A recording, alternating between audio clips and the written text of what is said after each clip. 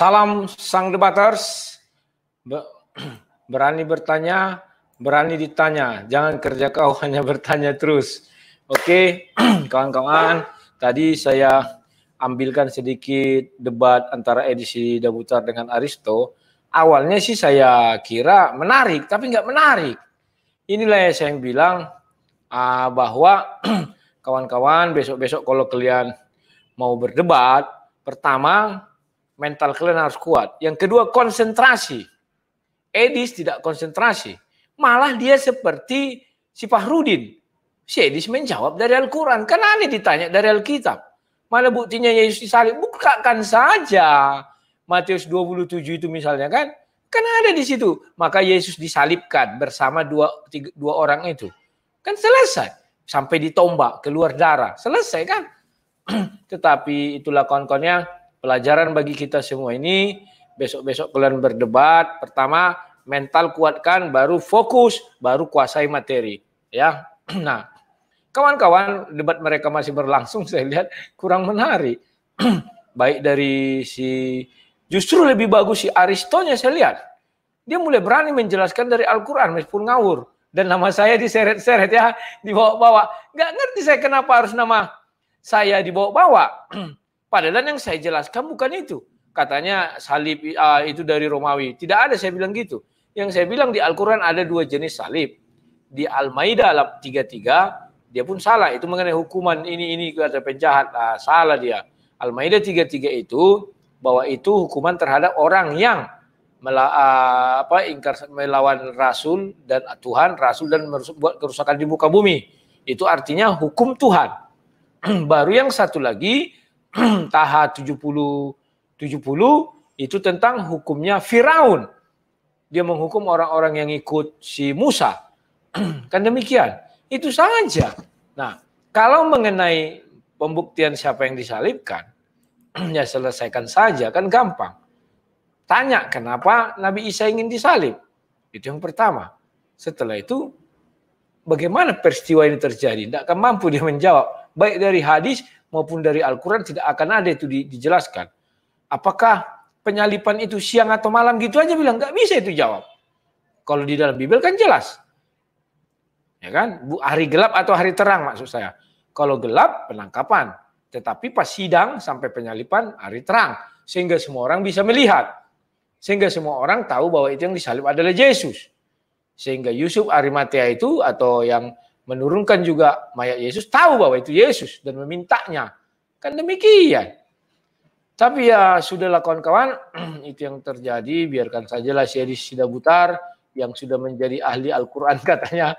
Ya kita bisa apa? Itu hak dia.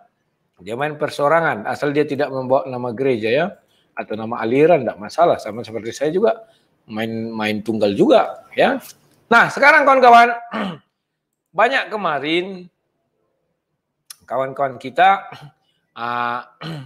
bahwa dari mana anjing kita itu anjing apa? Saya bingung. Ya, bahwa banyak kawan-kawan meminta supaya saya membahas mengenai bahasa roh. Ya kawan-kawan, saya ikut kalian saja. Saya sebenarnya sudah sering mengulas bahasa roh, ya. Cuman apakah kalian menyimak atau tidak, saya kurang paham. Kan demikian. Nah, di dalam menggunakan bahasa roh, kawan-kawan ya, yang pertama sebenarnya segala sesuatu itu kawan harus kita ada rohnya. Contoh saya bicara ini, kalau rohnya tidak ada, maka bicara saya hambar. Maaf ya, saya masih batuk kawan-kawan ya. Tadi saya melanggar pantangan makan cabai. Sekarang perut saya sakit kayak kram-kram. Aduh, karena sudah 2 bulan kawan tidak makan cabai kan. Saya hanya cocol-cocol gini aja loh. Memang pedas sekali kan. Tidak tahu saya, ini langsung jadi kayak kram. Udah saya minum obatnya ya, mudah-mudahan lah. Sebentar kawan-kawan ya. Nah, sekarang kalau saya bicara gini, kalau tidak ada rohnya atau saya tidak menjiwai ucapan saya, maka orang bilang, entah apa yang diucapkannya ini. Kan demikian. Demikian juga ketika saya berdebat. Kalau saya bicaranya datar aja, itu juga tidak membuat sesuatu yang greget. Kan demikian kawan-kawan ya. Maka kawan-kawan, perlu kalian undang roh itu. Nah, jadi sekarang roh ini yang gimana? Alkitab menuliskan ada dua roh. Roh huruf besar dan roh huruf kecil. Roh huruf besar itu roh yang dari Tuhan. Roh huruf kecil itu adalah roh manusia. Nah, jadi kita harus peka. Ya kawan-kawan ya. Nah, sekarang jangan kalian nanti menuduh saya mengkritisi terus-menerus ya. Sebenarnya saya ingin mengatakan kebenaran yang terus-menerus. Paham ya? Ini siapa ini kok banyak-banyak kali nulis Paulus Romawi namanya. Nah, begini kawan. Pernah kalian melihat bahasa roh itu, mendengar bahasa roh itu gimana? Saya pertama kali mendengar itu saya pun terkejut. Jujur kan ya. Tunggu ntar ya, batuk dulu.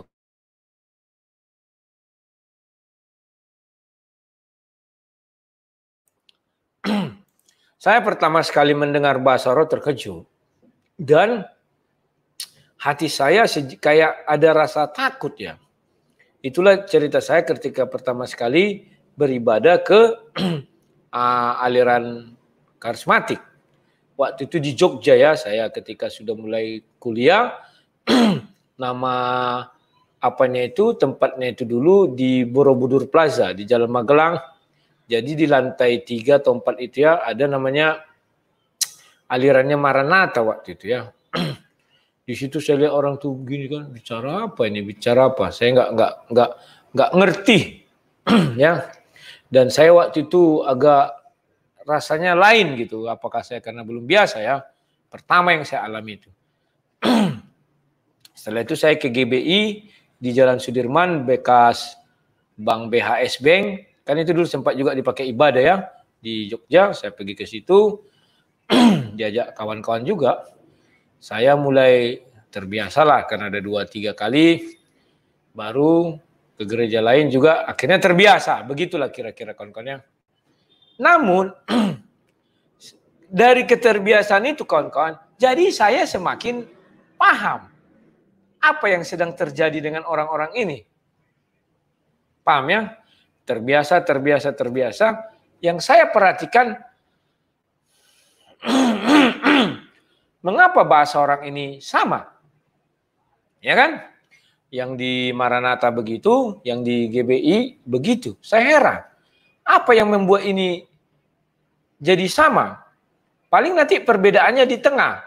Dan waktu kami di bekas bank BHS, bank itu BHS kok salah ya, yang sudah tutup itu di Sudirman, ada ibu-ibu, mungkin dia pendeta, mulailah dia berkhotbah dan mulai berbahasa roh. Yang saya dengar waktu itu dia berbahasa roh seperti ringkik kuda. Hihihi, gitu. Ya kan? Baru ya gitu ya. Saya heran. Apa sebenarnya yang terjadi dengan ibu ini, saya bilang. Setelah itu orang maju didoakan tumbang. Wah, baru dia meronta-ronta orang ini. Ada yang berdiri sambil gitu kan. Jadi saya tanya lah orang ini. Apa sih yang terjadi, saya bilang. Oh, itu manifestasi. Dia kemasukan roh. Itu rohnya sedang diusir katanya. Oh, saya bilang gitu kan. Majulah saya. Minggu berikutnya disuruh maju. Diginikan. Saya tenang aja, didorong. Tenang saja. Kok nggak ada, saya bilang ya. Apa sih perbedaan orang ini dengan saya? Kan demikian. Saya kok nggak tumbang-tumbang. Nah, baru ada khotbah waktu itu bagi yang luka batin, katanya kan, maju. Atau yang sedang ada pergumulan, maju. Jadi saya mengambil kesimpulan bahwa orang-orang yang bisa didoakan itu hanya luka batin, ada pergumulan, ada masalah. Kan demikian. Tibalah tahun 2008, saya balik ke Riau dan di Pekanbaru ceritanya ini. Saya ada problema kehidupan. Sebenarnya kalau saya kalau saya jelaskan sebenarnya itu aib bagi saya. Tetapi dulu sudah saya jelaskan di Facebook. Ya, jadi saya tidak pernah menutup-nutupi. Cuman kalau saya ulang kedua kali, Takutnya anak saya kan sudah mulai besar, yang nomor 1 kan demikian ya. Dia nonton ini nanti, jadi kasihan dia ya. Biarlah dulu sampai dia dewasa sekali ya. Mungkin dia nanti yang bercerita lagi, bukan saya. Jadi saking beratnya beban yang saya terima di kepala ini, jadi saya mendatangi semua gereja. Kan mulai bergerilil ya, ini kan. Mencari Tuhan atau mencari kesembuhan, saya nggak tahu. Tetapi di otak saya mencari Tuhan. Ya kan? Saya masuk ke gereja A. Waktu itu di Pekanbaru ada namanya gereja apa itu ya, yang bentuknya kayak piramid itu ya. Di jalan, apa ini ya, jalan apa, dekat TPRI masuk ke dalam itu ya. Disitulah. Jadi saya sering mulai gereja situ dilihat sama Pak Pendetanya. Ada Pak Pardede ya. Maaf ya, Bapak itu agak pendek ya, pendeta. Disamperinya saya lihat ada masalah dengan dirimu. Paham Bapak ini kan gitu. Canggih. Ya betul Pak, saya bilang. Oh oke. Saya doakan ya, didoakan. Saya berharap doa-doa ini manjur semuanya. Sebulan tak ada perubahan. Jadi saya bilang, Pak, kenapa tidak ada perubahan dalam hidup saya? Saya bilang, kan ini sudah hampir sebulan. Waktu itu masih 2 minggu lah sebenarnya. Minggu ketiga, ditelepon saya jam 1 subuh. Sebulan namanya itu ya. Pak Rudi, datanglah ke gereja kita menara doa katanya kan. Jadi saya heran. Aduh Pak, maaf. Saya waktu itu kan tidak tahu istilah-istilah ini kan. Saya bilang kan, saya takut dengan ketinggian, saya bilang. Di otak saya dulu bahwa menara doa ini berdoa di tempat yang tinggi. Biar lebih dekat ke langit. Kan gitu. Karena gereja itu saya lihat kayak piramid, terus ada tangga-tangga ke atas. Rupanya itu tangga untuk memperbaiki loteng mungkin ya. Di otak saya, mungkin di atas itulah kayak mau berdoa. Aduh Pak, maaf Pak. Saya takut sama ketinggian, saya bilang. Loh, kita bukan berdoa di tempat tinggi Pak. Di tempat yang kemarin, di lantai 1. Oh, saya bilang. Akhirnya datang saya masuk, ada ruangan khususnya. Saya lihat ada seorang perempuan berdoa. Oh iya, ini Epi Tampu Bolon bilang, Bang Rudi ngomongan rohani ke sana kemari, hal sepele jangan makan cabai dilanggar. Ya itu kan perintah Tuhan. Oh beda Epi Tampu Bolon, saya sudah di dos-dosiho. Jadi di ruangan itu saya lihat ada seorang wanita, dia nak berdoa itu kawan, sampai guling-guling itu. Guling-guling, Tuhan. Saya pikir, apa yang seperti ini ya, saya pikirkan. Saya mencari apa lagi nih, penyembuhan. Saya lihat gini, ternyata tak ada, orang ini menangis sampai itu kan menjadi-jadi. Akhirnya selesailah. Tangisan dia itu, keluar dia, gantian kami. Jadi waktu itu saya ingat, Bapak ini berdoakan, semangat kali. Ditempelkan tangannya ke kepala saya. Dalam nama Yesus, cabut! Katanya. Terkejut aku, geng. Terkejut. Makanya sekarang aku sering memperakan dulu. Tiba-tiba, cabut! Gitu kan. Terkejut kan, geng. Jadi aku bilang, apalah maksud Bapak ini? Membentak-bentak. Aku bilang kan, aku waktu itu kan latih. Apalah, udah, apa kan. Tapi ya sudahlah, saya bilang kan. Diam aja saya. Habis didoakan, kalau belum ada perubahan datang lagi ya katanya. Aku telepon lagi besok, Pak belum ada perubahan. Datang lagi aku besoknya kan, dipanggilnya. Mulailah dibawanya ada minyak botol-botol kecil segini kan. Tanya, Pak itu minyak apa itu Pak? Minyak urapan. Oh yang kayak pendeta itu ya? Iya. Nah ini langsung dari Jakarta saya ambil katanya. Bukan minyak goreng itu Pak. Gue bilang, Bapak ini sempat juga melawak katanya kan.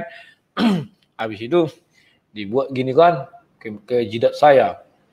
Ronggeng katanya kan. Mistik ini nih. Cabut katanya. Takut aku geng. Dia berharap aku manifestasi kan. Cabut lebih dari diri Bapak ini mungkin gitulah doanya kan. Jadi saya heran. Kenapa orang ini harus teriak-teriak mendoakan saya kan gitu kan. Akhirnya minggu ketiga berikutnya ada 3 minggu lah kan. Aku bilang tetap tak ada perubahan. Akhirnya berdoalah dia kan sambil setengah putus asa. Dibilangnya, Tuhan, pulihkanlah Bapak Utagalung ini, katanya. Pokoknya gitu-gitulah kan. Jadi kayak saya lihat dia kecewa. Aku bilang, Bapak sepertinya frustasi ku lihat, katanya. Iya, saya frustasi. Karena kamu tidak ada perubahan, katanya. Aduh, Bapak rubah dulu. Perbaiki dulu mungkin sifat Bapak, dalam diri Bapak. Baru apa, katanya kan. Jadi kupikirlah kan. Aku bilang, iyalah Pak, aku perbaiki. Tapi Bapak jangan frustasi, jangan patah semangat. Saya saja yang mengalami hal itu tidak patah semangat. Bapak kan gampang kerja, Bapak hanya berdoa kepada saya. Aku bilang kan, saya yang menanggung beban itu, aku bilang. Saya stres, tapi saya tidak ada frustasi. Saya bilang, memang itulah jawaban bodoh ini ya. Tapi sudahlah kawan-kawan, terlepas dari itu, habis itu kita bahas bahasa roh karena belum ada lawan bicara saya. Ini saya masukkan dulu Johansen Stephen. Halo, silakan Johansen. Halo. Ya, silakan langsung. Bahasa apa nih, Bang? Ya, kalau sesuai judul, mari menyingkap isi Alkitab. Saya sebenarnya mau mengajak bicara tentang bahasa roh. Tapi kalau ada hal lain, silakan. Jangan Yudas ya. Gimana kalau kita? Oh, enggak. Udah bosan Yudas, Bang. Iya. Sudah capek. Yudas sudah kasihan si Yudas dibahas terus. Ya. Ini bahas kitab Kejadian, Bang. Ya, silakan itu ya. Kejadian. Ya. Bicaralah, aku dengarkan ya, silakan. Halo? Ya. Bahas kitab Kejadian, Bang. Halo. Bahas kitab Kejadian. Ya. Halo? Pak, sudah kubilang Bapak bicaralah, aku dengarkan. Oh. Kalau Bapak bertanya lagi halo-halo, ku kick. Peraturan kemarin kan gitu. Karena aku mau minum obat batu dulu. Tidak mungkinlah harus Bapak lihat semua aktivitasku. Ku dengarkan. Ini masih nempel di kuping Pak ya. Silakan Pak ya. Oke, silakan bicara. Oke. Itu bahas kitab Kejadian, Bang. Apakah Adam dan Hawa itu adalah manusia ciptaan pertama Tuhan? Gitu aja Pak. Apakah Adam dan Hawa itu manusia satu-satunya ciptaan Tuhan? Yang begitu pada aja? awalnya. Pada begitu awalnya. Aja? Ya begitu. Ya. Enggak, masih ada sambungannya. Oh, ya teruslah kalau masih ada. Kita kan diskusi, Bang, tanya jawab. Ya, makanya itu aja dulu. Kan saya itu tanya dulu. itu aja dulu atau semuanya itu Bapak? Dulu. Enggak, itu dulu. Ngerti bahasa Indonesia juga. Oke ya, saya jawab ya. Ya. Apa namanya itu Pak? Suaranya itu 2. Mungkin YouTube-nya dimatikan dulu aja. Sudah dimatikan. Iya, suaranya, jangan YouTube-nya matikan suaranya. Oke, saya jawab ya. Apakah Adam dan Hawa manusia yang pertama diciptakan Tuhan? Ya, betul. Ya. Kalau terus saya Bapak bilang mengatakan Yesus. Bukan, Adam dan Hawa bukan manusia ciptaan pertama Tuhan. Kasih ayatnya, Pak. Pada kitab Kejadian 1, ya. Itu dan kitab Kejadian 2 itu adalah 2 hal penciptaan. Jadi itu bukan pengulangan. Pak Rudi. Itu bukan pengulangan. Kejadian 1 itu sama Kejadian 2 itu bukan pengulangan. Itu ada perbedaan. Jelaskan terus, Pak. Di kitab Kejadian 1 ya. Kejadian 1 ayat berapa? Ayat sebentar. 27. Ayat 27. Ya. Dikatakan diciptakannya dia laki-laki dan perempuan diciptakannya mereka. Ya. Berarti itu laki-laki dan perempuan itu sekaligus diciptakan. Betul ya? Berdasarkan berdasarkan ayatnya ya. Terus di kitab Kejadian 2 itu Adam dulu diciptakan. Ya. Adam dulu diciptakan, baru Hawa kan gitu. Dan pada kitab Kejadian 1 itu Tuhan berfirman kepada manusia itu, berfirman, beranak cuculah dan bertambah banyak, penuhilah bumi dan taklukkanlah itu, berkuasalah atas ikan-ikan di laut dan burung-burung di udara, atas segala binatang yang merayap di bumi. Sedangkan pada penciptaan kedua, Adam dan Hawa itu pada ciptaan kedua itu firmannya beda, Pak. Nah, di situ Allah berfirman untuk, bentar dulu mana ya,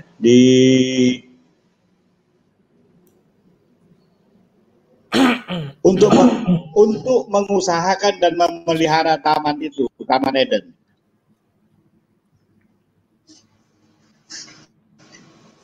Di Kejadian 2 ayat 15. Kejadian 2 ayat 15. Ya. Ya. Terus Berarti itu dua firman yang berbeda. Manusia yang pertama diciptakan Tuhan itu ditaruh di bumi untuk berkembang biak. Ya. Sedangkan manusia yang kedua, yang Adam itu diciptakan untuk ditempatkan di Taman Eden untuk mengusahakan dan memelihara taman. Berarti ini dua penciptaan yang berbeda. Nah, gitu aja, Pak. Ya. Gitu aja. Ya, itu untuk membuktikan bahwa saya nanti ada hubungannya lagi dengan di Kejadian 4. Waktu si Kain diusir, ya. Ya, kulihat ya, aku jawab ya. Bapak harus lihat Kejadian 2 ayat 5 ada Bapak baca belum? Ya. Kejadian 2 ayat 5 ada Bapak baca? Sudah. Apa dibuat situ, Pak? Di situ belum timbul tumbuh-tumbuhan apapun di padang. Di padang ya, bukan di bumi loh. Harus ingat kata-kata di padang. Di padang beda dengan di bumi. Oh, tumbuhan padang itu di mana, Pak? Padang itu kan berupa ladang atau tanah lapangan gitu loh. Iya, letaknya di mana? Di Jawa Sumatera Barat kah? Oh, di bumi, Pak. Di bumi kan? Ya, berarti di bumi kan? Ya, betul. Memang di bumi, tapi itu terus, padang. Lanjutnya. Kenapa belum diolah? Kenapa?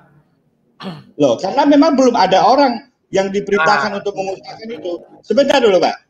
Di Kejadian 1, di Kejadian 1 itu dituliskan bahwasanya kenapa manusia itu belum mengusahakan, karena Tuhan sudah menyediakan makanannya.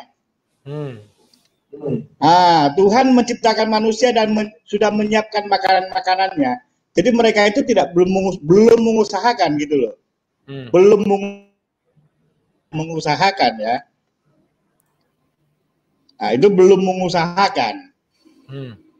Tetapi makanannya sudah disediakan. Tumbuh-tumbuhan itu yang 29, Pak.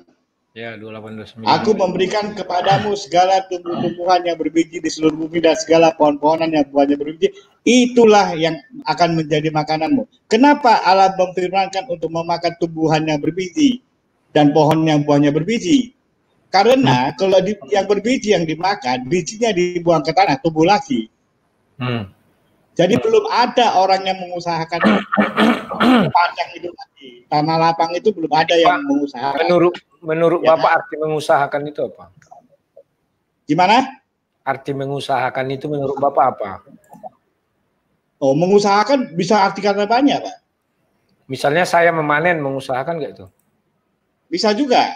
Ya udah. Mengerjakan kan gitu ya. Ya. Tapi coba Pak Rudi itu lihat di Kejadian 2 ya, di Kejadian 2 itu di ayat yang ke-7. Ya. Ayat ketika itulah Tuhan Allah membentuk manusia dari debu tanah dan menghembuskan nafas ke dalam hidupnya. Demikianlah manusia itu menjadi makhluk yang hidup. Ketika itulah itu kapan, Tuhan? Ya, saat hari ke-7. Hari ke-7. Jadi manusia Adam ini diciptakan pada hari ke-7, pada hari Sabat itu. Betul ya? Pada hari, karena kenapa? Makanya manusia Adam inilah dari keturunan Adam lah kita disebut sebagai anak Allah. Itu nanti ada semua ayatnya, Pak. Jadi menurut Bapak yang manusia pertama itu namanya apa? Manusia atau tetap gimana? Tapi sama-sama Adam. Adam itu kan bukan nama, Bang. Iya, manusia. Iya. Apakah yang pertama itu Jadi berupa manusia atau tidak berupa manusia? Ya manusia, wong serupa segambar Allah kok. Ya, berarti tunggu dulu, Bapak mau mengatakan sudah diciptakan manusia yang serupa dengan segambar dengan Allah di bumi. Ya. Demikiannya. Ya. Menurut gambar kita supaya mereka. Nah, kira-kira bagaimana bentuk keserupaan yang diciptakan itu dengan Allah? Biar kita tahu. Loh. Karena setahu saya yang serupa itu hanya Adam. Nah, sekarang keserupaan, Bang. Ya. Dalam arti kata keserupaan itu bukan berarti serupa gambar. Maksudnya sesuai gambar. Menurut gambar dan rupa gambaran, kita. Gambarannya. Ya, seperti karena melebihi binatang. Ya, bisa berpikir, bisa memilih. Berarti manusia yang diciptakan di Kejadian 1 sudah bisa berpikir. Oh, sudah. Mana ayatnya? Sudah. Ayatnya mana? Loh, kalau ayatnya nggak ada ayatnya. Ya, berarti nggak bisa Bapak bilangkan sudah berpikir. Oke, kalau gitu, nggak bisa berpikir, kalau nggak bisa berpikir, dia kalau lapar masa dia nggak mikir mau makan. Loh, mau makan itu tak perlu berpikir, Kak. Orang gile itu lapar lidahnya makanan dimakannya. Nah, jadi terus kalau dia belum bisa berpikir, belum bisa berpikir, mana bisa dia menerjemahkan firman Tuhan? Lah, di mana apa yang mau diterjemahkan? Kawin. Hewan itu tak ada pikiran, bisa kawin, Pak. Loh, bukan. Berfirmanlah Allah. Ya kan? Terus itu Allah memfirmankan lagi tentang suruh memberkati mereka, lalu Allah berfirman kepada mereka. Tidak sama dengan kepada binatang. Ya, apa yang difirmankan? Anak cuculah dan betapa banyak. Berarti bukan pengetahuan kan? Untuk beranak cucu hewan itu tak perlu pengetahuan, Pak. Tapi untuk menaklukkan bumi. Lah, singa menaklukkan hutan itu hewan-hewan tidak perlu dia harus punya pengetahuan. Karena memang itu rantai makanannya dia paling atas. Terus? Tapi karena dia segambar dengan Allah. Ya. Ya. Masa dia segambar yang bagaimana? Segambar yang bagaimana? Bapak harus bisa jelaskan dong. Loh, segambar begitu juga dengan Adam kan juga segambar. Beda, Pak. Kalau Bapak bilang ini bukan Adam, berarti Adam tidak segambar dengan Allah. Sama-sama. Mana ayatnya di mana? Ayatnya di mana? Itu dua-duanya ada, Mbak. Di mana ayatnya? Karena ketika penciptaan Adam, ketika itulah Tuhan Allah membentuk manusia dari debu tanah. Ini tidak ada dibilang segambar dengan Allah. Nggak ada nih. Ya memang nggak dituliskan. Masuk Adam dan Hawa segambar dengan apa, Bang? Loh, makanya saya bilang. Saya tanya Bapak. Ya mana? Adam tidak ada segambar dengan Allah sini. Kalau Bapak bilang Kejadian 1 itu menjelaskan bahwa itu bukan Adam dan Hawa. Artinya bukan Adam dan Hawa yang segambar dengan Allah. Tetapi mereka yang pertama ciptakan itu. Nah, yang diciptakan itu belum punya pengetahuan. Jadi mungkin monyet itu, Pak. Enggak? Oh, tidak bisa. Nah, monyet sama manusia beda, Bang. Nah, kalau beda, berarti Adam yang monyet. Bukan. Lah, terus karena sama-sama disebut manusia. Masa manusia monyet? Kan bukan. Ya enggak? Sama-sama disebutkan manusia. Nah, kalau tidak monyet, ya Bapak jelaskan bagaimana Adam ini kok bisa jadi Bapak katakan serupa dan segambar dengan Allah. Jelaskan mana ayatnya? Loh, sama dengan kita, Bang. Tidak bisa gitu, Pak. Kasih ayatnya. Loh, kalau ayatnya itu tidak ada, tapi sama dengan kita. Kalau tidak ada, artinya Kejadian 2 merujuk kepada Kejadian 1. Oh, tidak bisa. Kalau Bapak tidak bisa, artinya Bapak harus membuktikan bahwa si Adam ini serupa dan segambar dengan Allah. Bapak juga tak bisa membuktikan. Jadi apa yang mau saya tuntut dari Bapak? Sekarang gini, saya tanya kembali lagi, ini tambahan lagi. Waktu Kain diusir, kan ada dikata, untuk apa kata si Kain itu, Katanya dia takut nanti menjadi pengembara, nanti setiap orang yang ketemu dia nanti mau bunuh dia. Siapa itu yang mau bunuh dia? Siapa itu? Kan sudah saya jelaskan kemarin, Pak, bahwa umur manusia pada saat itu panjang-panjang. Kan? Bahwa si Adam beranak cucu itu tidak hanya laki-laki semua anaknya, ada perempuan. Buatlah si Kain waktu itu. Si Adam umur satu tahun dia sudah bisa beranak cucu. Beda dengan kita. Buatlah si Kain waktu membunuh si Habil umurnya 17 tahun. Bukan tidak mungkin ada anak si Adam yang perempuan. Oke. Mana ayatnya, Pak? Ada di kejadian 4 yang terakhir. Lahirlah seorang anak laki. Tunggu dulu. Adam bersetubuh pula dengan istri, lalu perempuan itu melahirkan seorang laki-laki yang tunggu sebentar ya. Ayat 5, sorry, kejadian 5, sorry. Kejadian 5. Ini laki-laki dan perempuan diciptakannya mereka, yang memberkati mereka dan beri nama manusia kepada mereka pada mereka waktu diciptakan. Sudah? Iya, itu kan silsilah Adam. Bukan silsilah, Pak. Saya bilang dia memiliki anak dulu. Karena ini ada laki-laki dan perempuan. Silsilah tidak bisa turun pada perempuan. Baca di layar Bapak itu kan ada. Loh, kok Bapak bilang tidak bisa? Tidak bisa diartikan seperti itu. Jadi artikannya apa? Itu menjelaskan tentang Adam. Ya memang Adam lah. Jadi mau kita jelaskan siapa? Si Adam punya anak, bahwa dia punya anak laki-laki dan perempuan. Anak laki-laki dan perempuan. Itu diciptakan apa dilahirkan? Dilahirkan. Tetapi yang menciptakan Allah. Ya, memang Allah kan menciptakan di dalam rahim. Ayub bilang kan Allah menjalin. Di dalam rahim saya dijalin katanya. Engkau menjalin aku di dalam rahim ibuku. Itu kalimat ungkapan-ungkapan ya Pak ya. Nah sekarang Pak. Sekarang Bapak lihat bahwa Adam punya anak laki-laki dan perempuan. Adam umur 1 tahun sudah bisa bersetubuh. Maka Kain dan Habil buatlah umurnya 17 tahun atau 20 tahun. Nah, selama 1 sampai 20 tahun bisa jadi Adam punya anak perempuan. Baru dia setelah si Habil wafat, baru kejadian 4 dibilang lahirlah anak yang lain. Baru masuk si Set. Nah, baru kejadian 5 disebutkan banyaklah keturunannya.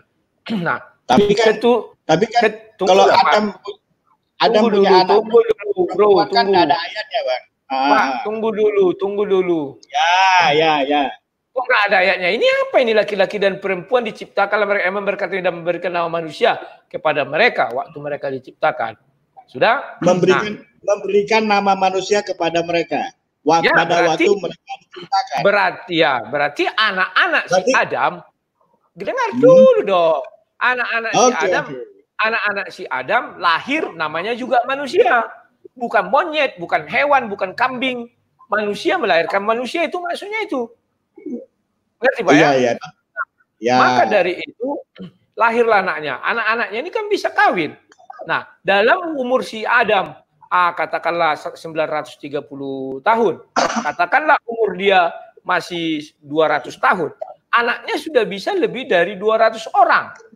Cucu-cucunya udah bisa lebih dari 100 orang. Atau jumlah orang itu udah bisa mencapai 1000. Nah, sementara si Kain, umurnya saat itu bisa jadi 100 atau 90. Kan bisa jadi orang ini ketemu. Apa yang susah, Pak? Berarti si Kain kawin sama saudara kandungnya. Betul. Si Kain. Betul. Apa yang salah? Karena manusia tidak ada dilarang pada saat itu. Masih bisa orang kawin sama saudara. Tidak dituliskan bukan berarti boleh kan, Bang? Loh, kenapa tidak dituliskan si Adam dengan si Hawa kawin itu gimana? Si Hawa si Adam bapaknya, si Hawa anaknya, kan nikah. Gimana sih, Pak? Iya. Ya sudah, berarti anak-anaknya pun melakukan hal yang sama. Loh, kalau si Adam dan si Hawa memang kan diciptakan sepasang. Iya, tetapi bukan diciptakan, ini perlu dibedakan penciptaan sepasang dengan dua unsur yang berbeda dengan satu dulu diciptakan si Adam, baru dilahirkan si Hawa dari tulang rusuk si Adam. Artinya si Hawa anaknya si Adam. mereka dikawinkan. Itu kan incest juga. Kenapa? Apa yang salah? Kan ada larangan. Tapi incest itu salah, Bang. Ya. Itu salah setelah imamat 17, 18. Setelah orang itu hanya dicocok-cocokkan gitu. Coba kita lanjut ke kejadian 6. Tunggu, dicocok-cocokkan gimana Bapak bilang? Jadi si Adam anak-anaknya kawin sama siapa, Pak? Saya tanya dulu, Bapak. Kita lanjut lagi kejadian 6 dulu, Bang. Biar kita bisa lihat lagi. Ya. Ya, kejadian 6 itu. Ketika manusia itu betapa banyak jumlahnya di muka bumi, bagi mereka lahir anak perempuan. Maka anak-anak Allah melihat bahwa anak-anak perempuan, apa bedanya anak-anak Allah dengan anak-anak perempuan manusia? Loh, anak-anak Allah itu malaikat. Malaikat kan bisa turun naik bumi, iblis itu. Maka sementara anak-anak perempuan... Ini tidak ada ayatnya malaikat naik turun bumi. Anak-anak Allah sama malaikat itu beda, Bang. Buka ayat 1. Ada ayat 6 loh. Lu Bapak ketawa. Sebentar. Bapak lucu diskusi. Tunggu, Bapak ketawa loh. Lucu Bapak belum mendengar ucapan saya. Loh tidak bisa. Dengar dulu baru bilang lo tidak. Bapak tahu diskusi enggak? Lanjut. Kalau Bapak tak tahu diskusi. Lanjut. Bapak tak tahu diskusi. Bapak tidak tahu diskusi. Jadi itu apa saya diskusikan? Ya. Di Ayub dijelaskan bahwa malaikat itu keliling bumi. Kan naik turun surga dia masih bisa dia ketemu Tuhan. Paham nggak cara menjelaskannya? Jadi kalian bisa mendebat saya, tapi tolong kaidah-kaidah debat itu jangan kalian hilangkan. Dikit-dikit ketawa, dikit-dikit ini. Ya kan? Dikit-dikit mengatakan orang nggak tahu. Ini apa? Padahal dia nggak bisa menunjukkan bahwa manusia yang diciptakan pertama itu serupa dan segambar dengan Allah. Ya kan? Tetapi tidak punya pengetahuan. Apakah mereka seperti kambing atau monyet atau kera? Tidak mungkin kan? Mana mungkin serupa dan segambar dengan Allah itu. Nah, sementara di kejadian 2 dijelaskan dari mana sumber pengetahuan itu. Dari pohon pengetahuan. Apakah Allah simsalabim memberi pengetahuan langsung kepada manusia yang diciptakan di kejadian 1? Kalau itu yang terjadi, maka manusia di kejadian 1 adalah manusia suci. Kemana mereka semua sekarang? Yang tidak mengenal kejahatan. Karena kalau dibilang mereka langsung diciptakan punya pengetahuan. Pengetahuan mereka adalah pengetahuan dari Tuhan langsung. Berarti kan Tuhan bukan sumber kejahatan. Maka sumber pengetahuan mereka hanya yang baik-baik saja. Sehingga mereka kalau memang itu diciptakan, maka ketika dia di bumi, pengetahuannya yang baik-baik aja. Tidak mengenal mereka kejahatan. Terus mereka di mana diturunkan kalau di bumi? Ini Bapak ini tidak tahu diskusi. Tapi sosok tahu diskusi. Ya. Katakanlah mereka diturunkan di mana? Di Amerika. Kan tidak ada kejelasan di mana diturunkan di bumi. Kenapa Adam dan Hawa diturunkan di Timur Tengah? Dari Amerika ke Timur Tengah jauh. Harus ribuan keturunan baru bisa bertemu. Sementara si Kain sudah menikah, punya anak. Anak siapa yang dikawini dia? Kalau menurut Bapak ini ada 2 pasang manusia diciptakan, maka dia harus menunggu sampai anak orang itu sampai ke tempat dia. Kan demikian. Sementara yang lebih dekat adalah si Adam. Si Adam punya anak cucu. Lot itu hanya di sebelah timur Eden. Tempatnya si Adam hidup di bumi. Eden yang di bumi ya, jangan bilang Eden yang di surga. Paham nggak? Itu cara menjelaskannya. Nah, sekarang di mana 2 orang ini diturunkan? Alkitab tidak menuliskan. Hanya asumsi semua. Apakah kita mau mengatakan berdekatan dengan si Adam? Demikian. Nah, apa yang mau kita katakan? Nah, dia melihat di sini, ketika manusia itu mulai bertambah banyak jumlahnya bumi, dan mari mereka lahirlah anak perempuan. Dia mau mengatakan bahwa manusia di bumi, siapa ini? Apakah si Adam? Apakah yang tadi langsung dari Tuhan? Oke, aku tahu pemikirannya. Ya kan? Katakan si Adam. Apakah anak si Adam semua perempuan? Pikir. Tidak ada laki-laki.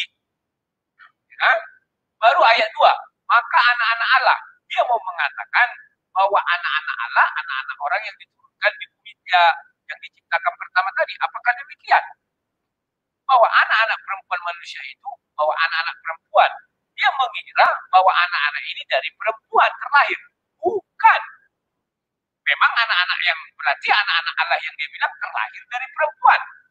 Kan dia bilang Kejadian 1 ada manusia ciptakan 2. Berarti anak-anak mereka disebut anak-anak Allah. Sinting.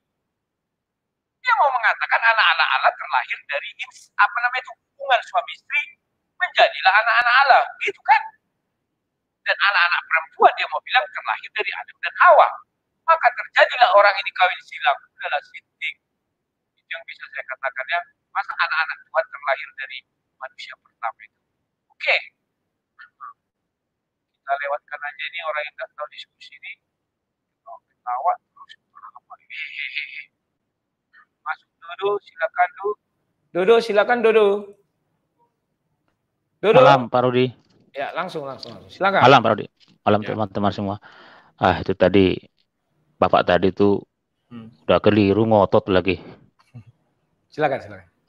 Itu nggak benar tuh Bapak itu. Pak Rudi,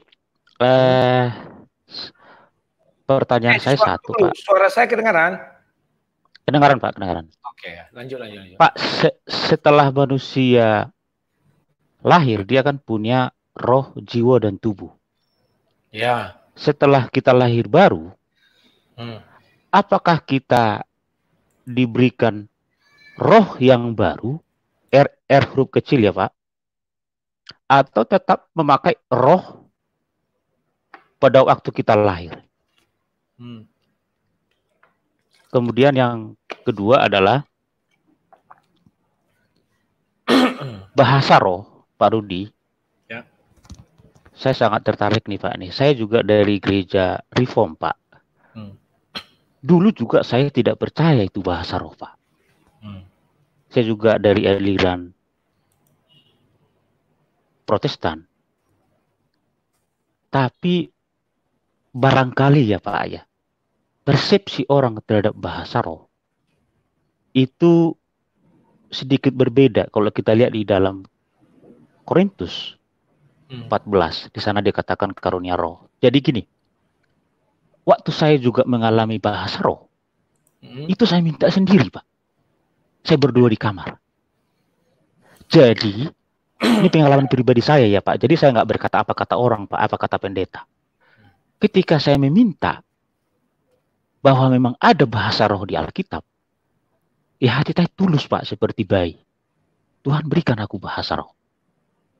Dan kuncinya adalah rindu dan haus Pak. Jadi saya hanya berkata-kata. Nah, ada orang seperti yang Bapak katakan tadi, memang ketika ada orang berbahasa roh di gereja, akhirnya orang merinding Pak. Bahasa-bahasa apa gitu Pak ya? Betul Pak. Bukan cuma Bapak orang yang berkata seperti itu. Barangkali di semua aliran-aliran reform, semua aliran Protestan lah gitu ya, denominasi gereja, kalau mendengar bahasa roh itu alergi Pak. Dan saya juga orang yang di dalamnya termasuk salah satu dulu. Tapi Pak, bukan mengatakan saya benar, enggak, saya juga selalu menguji apa Bapak sampaikan ya. Tapi ketika saya meminta Pak, dan rindu dan haus sama Tuhan Yesus, dikasih Pak. Jadi bukan karena tumpang tangan gitu ya Pak, sampai apa gitu mengusir apa, mengusir jampi-jampi apa gitu Pak ya. Tidak. Jadi memang kalau kita baca di dalam 1 Korintus 14 itu jelas, dan juga di kisah para rasul hari Pentakosta itu. Cuman memang kalau orang berbahasa roh kita juga nggak ngerti, dan saya sendiri nggak ngerti. Tapi saya sendiri nggak ngerti. Tapi ketika saya berbahasa itu membangun roh saya Pak. Roh saya huruf kecil kepada roh huruf besar. Jadi hanya kita sendiri nggak ngerti. Tapi memang itu terucap. Tapi beda kali. Jadi seperti yang Bapak sampaikan dulu pernah bahas-bahas itu sandal. Gitu ya Pak ya. Tapi sesungguhnya tidak seperti itu. Ya jadi menurut saya adalah karunia bahasa roh itu ada seperti di Alkitab. Dan bagaimana kita cara mendapatkannya? Menurut saya, pengalaman saya, rindu dan haus. Minta aja pasti dikasih kok. Gak usah tumpang tangan, gak usah sampai apa gitu sampai datang pendeta, mohon maaf Pak Paryaji pakai minyak urapan seperti Bapak sampaikan tadi. Pakai minyak goreng gitu ya. Iya. Gitu. Jadi minta aja. Jadi semua orang yang percaya kepada Kristus, Anda berdua di kamar, jangankan di kamar, Anda mungkin sementara mandi dikasih. Gitu, sahabat, gitu Pak ya. Itu aja Pak Rudi. Coba tadi yang pertama tadi Pak, apakah tadi roh tadi itu? Oke, terima kasih. Ya, makasih Pak Rudi. Berkati Pak. Iya. Jadi kawan-kawan, ketika kita pertama lahir, kadang inilah banyak rahasia yang jadi kita temukan. Selama ini saya tidak pernah berpikir bahwa roh manusia itu diciptakan Tuhan. Ini ayatnya ya. Zakaria 12, ucapan ilahi. Nah, ini. Firman Tuhan tentang Israel, demikianlah firman Tuhan yang membentang ke langit dan meletakkan dasar bumi. Dan yang menciptakan roh kecil ya, dalam diri manusia. Artinya roh kecil ini adalah roh manusia. Ternyata ternyata kawan-kawan, kemarin ada penggemar yang membuat ini, baru saya tambah ilmu. Ternyata Tuhan menciptakan roh di dalam diri manusia. Itulah sebabnya 1 miliar manusia, 5 miliar, 1 triliun. Beda-beda sifatnya. Hebat kan? Artinya yang membangun karakter sifat kita itu ya roh kita ini di dalam diri kita. Roh manusia itu. Ini adalah pelajaran baru bagi kita malam ini kawan. Ya. Saya berpikir kemarin setelah diskusi itu, saya buka Alkitab lagi, saya kan gitu orangnya, tidak langsung tidur, tapi saya urai semua pertanyaan-pertanyaan itu, saya lihat, oh iya, apa benar ya? Jadi saya berpikir, 1 triliun pun nanti manusia, tidak ada satu dengan yang lain sama persis sifatnya, nggak ada. Ya, itulah hebatnya. Artinya hanya Tuhan yang bisa menciptakan itu berbeda-beda kita, ya kan? Yang sama adalah jiwa atau kehidupan. Bapak tadi mengutip Rasul Paulus, tubuh, roh, dan jiwa. Tubuh, jiwa dan roh katanya kan. Harus kalian pelihara, kata Rasul Paulus ya. Tetapi ketika pertama sekali diciptakan, itu adalah bahwa suara, tubuh, dan roh. Roh yang di dalam Adam, itu masih roh Tuhan langsung. Sampai kepada kejadian 6. Di mana Tuhan marah. Rohku tidak lagi berada selamanya di dalam diri manusia katanya. Karena, ingat kawan-kawannya, dari Adam sampai kisah Nuh itu ada rentang waktu. Ya kan? Nah, jadi umur orang dulu panjang-panjang kawan. Tapi setelah, kenapa umur orang tidak ada yang sampai 1000? Ini lagi. Ini enaknya bicara kitab suci kawan. Kenapa umur orang tidak ada yang lebih dari 1000? Saya buat lu pertanyaan ini sebelum ini kita bicara roh. Maunya ini kalian ulang-ulang ya. Mengapa umur manusia tidak ada yang sampai 1000 tahun kecuali Sungkokong. Sungkokong kan nggak manusia. Nah, coba kalian cerna dulu. Kenapa umur manusia tidak ada mencapai 1000 tahun? Metusalah, umurnya 960 tahun, 40 tahun lagi dia 1000. Tahu nggak kalian apa sebabnya?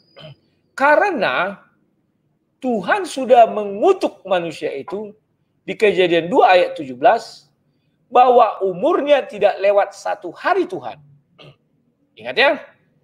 Hukum Tuhan, hukum waktu Tuhan yang berlaku di Kejadian 2 ayat 17. Pada hari engkau memakannya kamu mati, katanya sama si Adam.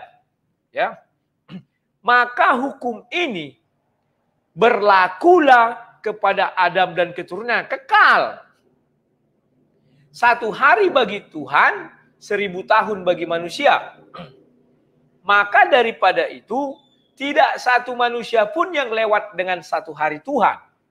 Karena hukum itu pada hari engkau memakannya, engkau akan mati. Paham ya? Maka Adam diusir dari itu dan pergi ke bumi. Sehingga di bumi yang berlaku adalah hukum waktu manusia, bumi ini.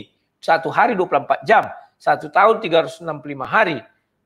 Nah, maka dikatakan 1 tahun bagi Tuhan, 1000 tahun bagi manusia. Ya, artinya tidak satu manusia pun yang lewat daripada 1000 hari ini, 1 hari Tuhan. Demikian juga lah nanti ketika pewahyu datang. maksudnya terjadi ya digenapi di kitab Wahyu.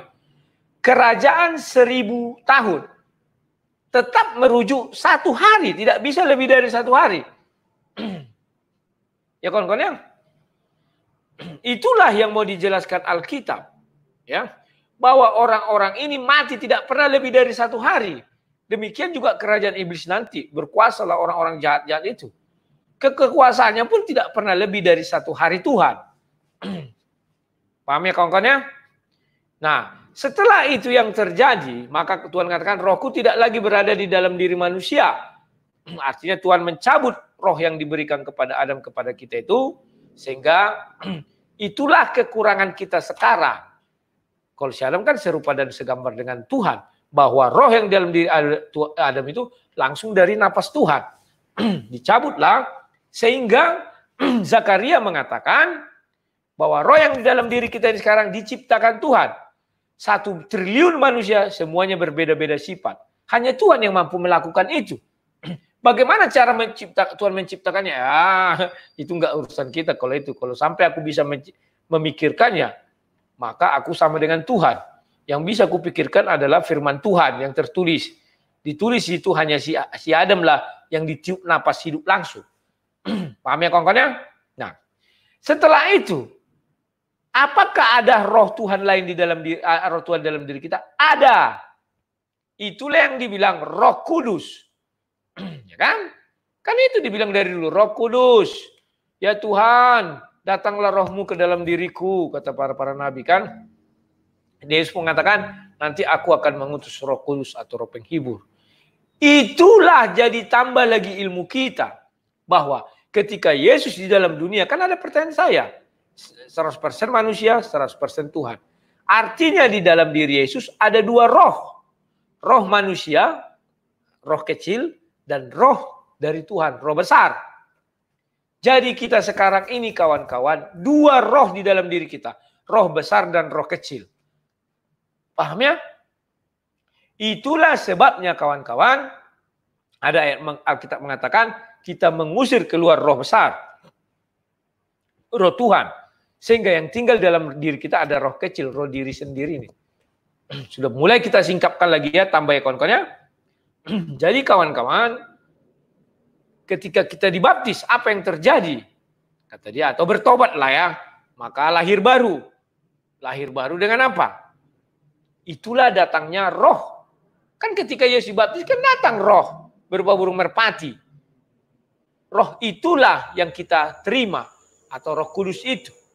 Jadi apakah orang sebelum dibaptis ada roh? Ya ada, Roh Kudus. Ya kan? Sejak kita menerima Yesus Kristus, misalnya dia dijadikan murid Yesus dari kecil, maka roh itu sudah ada sejak dia kecil. Paham ya kawan-kawan ya? Tinggal bagaimana kita memelihara. Itulah tugas orang tua. Bagaimana mengajarkan anak-anaknya dari kecil agar memelihara Roh Kudus itu tetap diam di dalam dirinya. Setelah itu kita berbuat dosa, roh itu keluar.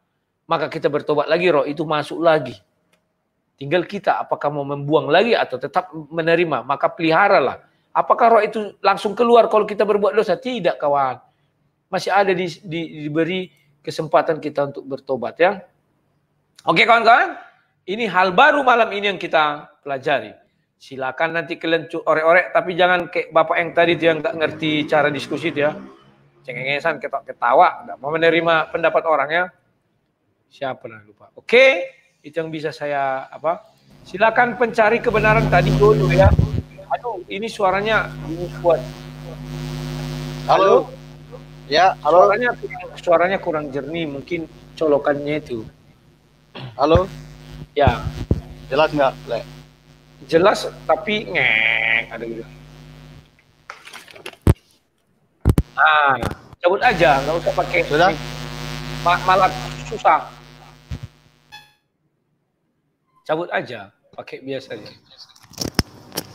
Halo. Oh. Jelas nggak, Le? Jelas tapi bunyi ngek. Oh gitu ya. Coba saya ini dulu ya, yang lain dulu ya. Oke. Kejora, silakan Kejora. Ya, malam Bang Rudi. Malam, silakan. Iya. Saya mau tanyakan ini masalah roh kecil dengan roh besar. Ya. Iya. Ya, baru-baru kita dengar itu adanya roh kecil dengan roh besar. Jadi apakah tidak salah kalau saya katakan berarti di luar kekristenan itu masih memiliki roh kecil ya? Ya, roh dalam Karena manusia. ya ada roh dalam manusia. Karena Hmm. dia belum menerima Yesus sebagai Ya. Tuhannya, anggaplah begitu. Ya. Tapi pada umumnya manusia, Bang Rudi, tidak bisa membedakan jiwa dengan roh. Karena roh itu kan menghidupkan. Nah, orang pada umumnya itu menyatakan bahwa jiwa itu adalah menghidupkan. Jiwa kita ini jiwa, napas maksudnya gitu. Padahal itu roh ya, yang Kalau menghidupkan kan? dari mulai dari kitab Kejadian kalau kita baca, jiwa itu menunjukkan satu tanda kehidupan. Ya. Ya. Makanya dibilang sensus 70 jiwa, artinya 70 orang gitu kan. Ada lagi dibilang jiwaku bergelora, artinya kehidupan hidupnya. Beda dengan roh. Silakan, Pak. Ya, jadi pada umumnya manusia menganggap berpemikiran bahwa itu roh sama dengan jiwa. Nah, jadi bagaimana caranya Bang menjelaskan ini supaya manusia-manusia pada umumnya bisa membedakan roh dengan jiwa. Nah, itu aja Bang Rudi. Oke. Kalau roh sudah jelas Pak ya, bahwa roh lah yang menghidupkan. Jadi ketika kita hidup itu ada roh. Kan demikian. Tetapi kalau jiwa ini kayak apa ya aku bilangnya? Sebenarnya sulit sih membedakan, tetapi saya pernah nonton sebuah film zombie. Ya kan? Bahwa mereka itu hidup tapi tidak memiliki jiwa katanya. Ya kan? Nah, artinya jiwa di sini adalah tidak memiliki apa namanya? Dia hidup aja, itu kan artinya roh, ada menghidupkan kayak tumbuh-tumbuhan, tapi tidak memiliki jiwa. Jiwa inilah lebih kalau dalam bahasa kitab suci adalah perasaan dan kalau pengetahuan kan terpisah itu ya. Nah, itulah mungkin yang biasa saya bilang rasa dan perasaan itulah. Atau yang membangun kehidupan itu sendiri. Kalau kita tidak punya jiwa kan kayak orang gila. Dia hidup, punya roh. Tapi tak ada jiwanya itu. Karena dia nggak tahu apa-apa, jalan aja gini. Kadang termenung-menung gini ya. Saya ada nonton dari film zombie-zombie waktu itu ya, dikatakan mereka hidup. Tapi tidak punya jiwa. Oke ya kawan-kawannya. Dan nanti coba saya, Pak, ini belum keputusan final ya. Saya selalu menelurkan dulu ini. Nanti saya cari tahu ya, dan saya akan telurkan lagi kepada floor atau forum ini. Oke, gitu aja dulu Pak ya. Oke Pak Dewanto, silakan masuk. Oke, salam Bang.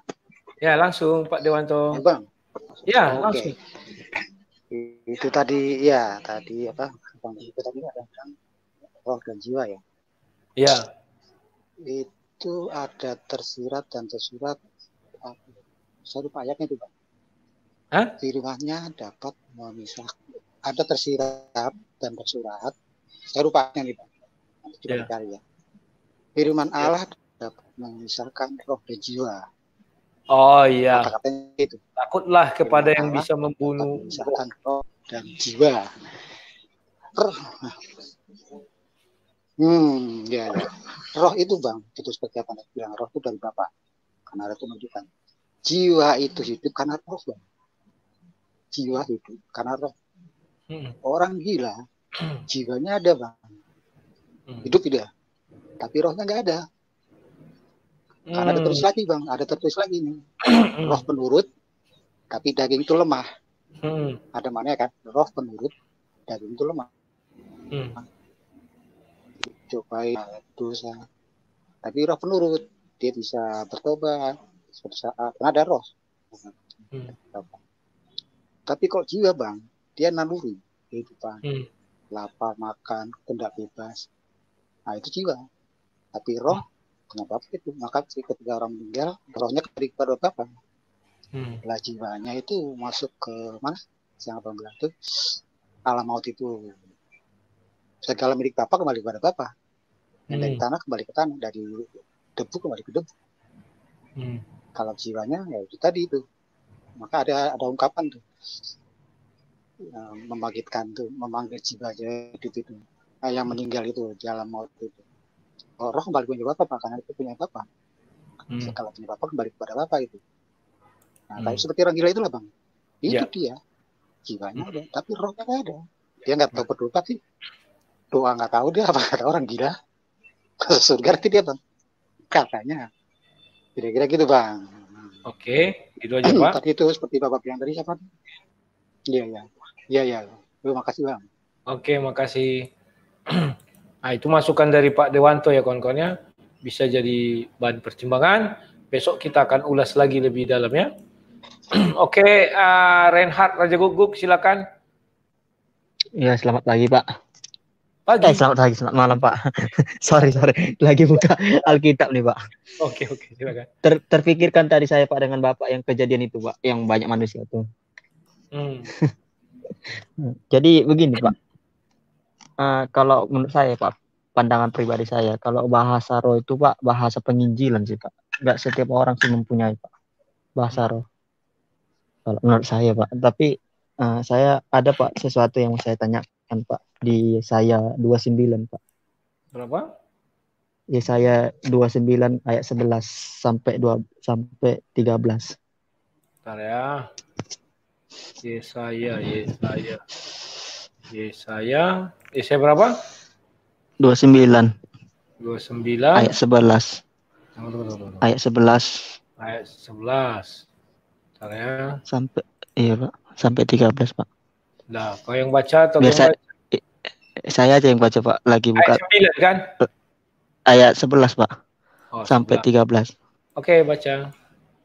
Maka bagimu penglihatan dari semuanya itu seperti isi sebuah kitab yang termeterai. Apabila itu diberikan kepada orang yang tahu membaca dengan mengatakan, baiklah baca ini, maka ia akan menjawab, aku tidak dapat sebab kitab itu termeterai. Dan apabila kitab itu diberikan kepada seorang yang tidak dapat membaca dengan mengatakan, baiklah baca ini, maka ia akan menjawab, aku tidak dapat membaca. 13. Dan Tuhan telah berfirman, oleh karena bangsa ini datang mendekat dengan mulutnya dan memuliakan aku dengan bibirnya, padahal hatinya menjauh daripadaku, dan ibadahnya kepadaku hanyalah perintah manusia yang dihafalkan. Ini Pak, menurut Bapak ini nubuatan yang sedang terjadi atau bagaimana Pak? Coba Bapak hubungkan dengan Gua Hero Pak. Tapi kalau nggak ada hubungannya dengan Gua Hero Pak, ya nggak masalah Pak. Ya, okay. Nah itu aja Pak. Terima kasih Pak. Jangan sampai apa Pak, nanti efeknya kena ke saya Pak. Ya Pak. Terima kasih Renat. Kalau si Irene Handono mengatakan ini sebuah nubuatan, dia kan menyocok-nyocokkan aja. Kan sudah saya katakan ya bahwa dia legal standingnya apa? Tidak ada untuk menggugat Yesaya ini. Tapi orang tuh kayak heboh kali ya. Jadi ini tidak ada merujuk kepada siapapun. Ini merujuk kepada isi Bible itu sendiri. Jangan dicocok-cocokkan lah ya. Oke? Saya malas juga membahas itu karena tadi kita bahas ini menarik. Saya tadi suka itu. Mengapa umur manusia tidak ada yang melebihi 1000 tahun? Selalu kurang. Mengapa kerajaan kejahatan itu pun tidak lebih dari 1000 tahun? Ya, itu jadi pelajaran terbaru bagi kita ya. Demikian juga bahwa di dalam tubuh manusia ada roh yang diciptakan Tuhan dan ada roh Tuhan itu sendiri, dua ya. Pencari kebenaran, silakan. Sudah tadi pencari kebenaran? Tadi belum kan sinyal sudah tadi? Kalau belum. Oke. Ya, silakan lanjut. Jelas nggak? Jelas sekali, jernih. Oke. Ini kebetulan tentang bahasa roh ini juga memang tertarik banget ya. Bisa dibukakan itu 1 Korintus 46 ayat 10. 1 Korintus, bentar ya. 1 Korintus berapa tadi? 46 ayat 10. 1 Korintus berapa? 46. Iya. Nggak ada 46 sampai 16-nya nih. 1 Korintus. 1 Korintus 12. Oh. 12 ayat 10. 10 ya, terus.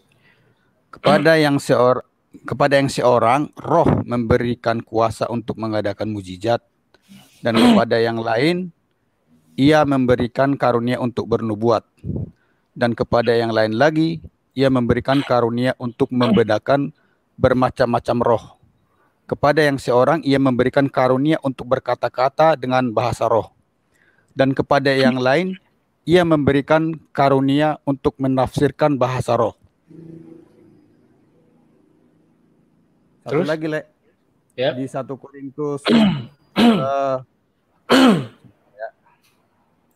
1 Korintus 14. Ya, oh ini. Ya, sini banyak ini mengenai bahasa roh. Terus ayat 1 Korintus 14 ayat sebentar, saya baca ini aja. 5. Oke. Silakan. Aku suka supaya kamu semua berkata-kata dengan bahasa roh, tetapi lebih dari itu supaya kamu bernubuat. Sebab orang yang bernubuat lebih berharga daripada orang yang berkata-kata dengan bahasa roh. Kecuali kalau orang itu juga menafsirkannya sehingga jemaat dapat dibangun. Begini, Le. Saya juga dari gereja ini ya, Pak Le, ya. Dari dulunya dari gereja Batak ya. Sekarang ikut karismatik. Jadi memang bahasa roh ini di beberapa karismatik kan memang sering kita dengar ya. Cuman buat saya jadi pertanyaan, Le. Dan tadi ada sebelum ini kan ada yang katanya bisa Bapak berbahasa roh ya. Ya. Cuman mengacu ke ayat ini, tadi Masnya yang tadi bilang bahwa nggak ngerti artinya ya. Nah, cuman yang kemarin saya baca-baca di sini kan, kalau saya bisa berbahasa roh, harus ada orang yang bisa menafsirkan apa yang saya omongkan. Atau setidaknya tadi yang di di Korintus yang ayat 5 tadi, setidaknya saya harus bisa menjelaskan supaya bisa membangun jemaat. Itu. Nah, itu menurut Le gimana, Le? Soalnya kalaupun kita tanya pada mereka yang bisa berbahasa roh, memang mereka bilang bahwa tidak bisa diartikan. Karena itu sementara kalau kita baca di Korintus ini kan agak bertentangan gitu, Le ya. Menurut pandangan Le gimana itu, Le? Oke, aku jawab ya. Sama itu satu lagi deh ya, Le. Masalah tadi Le bilang katanya didoakan nggak mempan lah ya sama Pak Pardede. Jadi mungkin pada saat itu Le masih apa kali ya, belum mencari kebenaran kali ya. mungkin bisa di-sharing kali Le. Kan kemarin saya tertarik tuh waktu Le bilang itu sebelumnya saya udah sempat meninggalkan Tuhan ya. Terus ada karena kejadian di pesawat saya jadi mencari Tuhan. Bisa di-share kali Le. Soalnya kasusnya sepertinya hampir sama kita. Sempat juga kapan waktu ya. Oke, terima kasih. Oke. Kawan-kawan, semakin hari pengetahuan kita mengenai roh ini semakin bertambah. Sekarang saya bukakan kepada kalian ya. Ketika saya dulu pernah mengatakan bahasa roh itu terjadi ketika dimulai dengan turunnya Roh Kudus. Maka orang-orang berbahasa roh, kan demikiannya, dan itu untuk penginjilan. Disinilah saya saat itu agak keliru. Dan saya minta maaf kepada kalian, kelirunya gimana? Bahwa di sini dituliskan bahasa roh yang mereka tunggu itu adalah roh dalam huruf besar atau roh Tuhan. Ya. Jadi kawan-kawan, ini saya singkapkan lagi kepada kalian. Bahwa roh yang dari Tuhan itu, huruf besar ya, itulah untuk penginjilan. Maka daripada itu, di 1 Korintus yang dibilang lain tadi, 1 Korintus 12, dibedakan langsung dua ya. Nah, ayatnya yang keberapa tadi 11 ya. Nah, tetapi semuanya itu dikerjakan oleh roh yang besar kan. Nah, baru mana tadi ya? Sebentar masih aktif dia nih ya. Pencari kebenaran. Halo, pencari kebenaran. Halo. Ya. Halo, Le. Itu 1 Korintus 12 ayat berapa yang tadi dia baca? Ayat 5. Jadi ayat 5 ya. Bukan 1 Korintus 12 ayat berapa? Yang mana? Yang 10 kali. Ya 10. Oke lah ya, aku salin lagi. Ya. Jadi kawan-kawan, inilah penyingkapan kita malam ini. Ternyata 1 Korintus 12 ayat 10 jelas mengatakan, kepada yang seorang roh memberikan kuasa untuk mengadakan mujizat. Artinya ini sesuai dengan kisah para rasul 2 tadi ya, bahwa mereka berbahasa roh, sehingga mereka bisa berbahasa-bahasa bangsa-bangsa di dunia. Paham ya kawan-kawan ya? Nah, sekarang kita lanjutkan. Itu roh besar ya, ini roh besar. Dan kepada yang lain diberikan karunia untuk bernubuat. Dan kepada yang lain diberikan karunia untuk membedakan macam-macam roh kecil ya. Nah, jadi ada 3 di sini yang disebutkan lagi oleh Rasul Paulus. Yang pertama untuk mujizat. Mujizat ini tujuannya apa? Tetap pengabaran Injil. Bernubuat juga untuk pengabaran Injil. Artinya sesuai dengan kisah para rasul. Dan yang terakhir untuk membedakan roh kecil. Paham ya, roh kecil dan roh besar yang ada di dalam diri orang atau manusia-manusia ya. Macam-macam roh. Itulah karunia roh besar. Artinya semua untuk peristiwa penyebaran Injil. Ini banyak yang nggak tahu nih, termasuk pendeta lah ya. Apalagi pendeta yang baru bisa baca kitab suci, langsung punya uang buka jemaat atau apa perintisan ya harus banyak. Nah, kita lakukan lagi. Kepada yang seorang ia memberikan karunia untuk berkata-kata dengan bahasa roh. Jadi kawan-kawan, bahasa roh yang kita lihat itu adalah bahasa roh kecil. Bahasa tubuh kita, bahasa jiwa kita, bahasa diri kita. Dan kepada yang lain ia memberikan karunia untuk menafsirkan bahasa roh itu. Jadi ternyata kawan-kawan, si kerabaraba, kretek, krotok itu ternyata bahasa roh kecil. Paham ya? Bahasa jiwanya itu. Dan harus ada yang bisa nafsirkan. Makanya orang bilang, ada yang pura-pura menerjemahkan itu ya. Itu juga bahasa roh kecil. Nah, roh yang besar mana? Yang bisa membedakan berupa-rupa bermacam-macam bahasa roh di dalam diri manusia. Makanya ada yang mengatakan, wah kau bukan bahasa roh, kau bukan dari Tuhan itu ya, kau bahasa iblis. Kayak baca mantra itu kan, gitu kan.